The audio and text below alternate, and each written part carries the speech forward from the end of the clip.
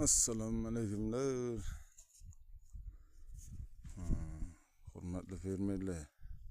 Ne balık havuz yine. 50 sotik. Aynakında yanacınca yeri var. O şey 50 sotik. 500 metre uzunluk. Şu anda bu çavak taşa sezonam yap kaldı. Çekilen beremiz. Bize birinci mərtə baktığımız bu balık degenlerdi. Bir yıl provaya görecek tutturmaz. Məsləhət berəsiləndi. Aytıb durasılar o da halası birgelikte yetiştiremiz bir yıl.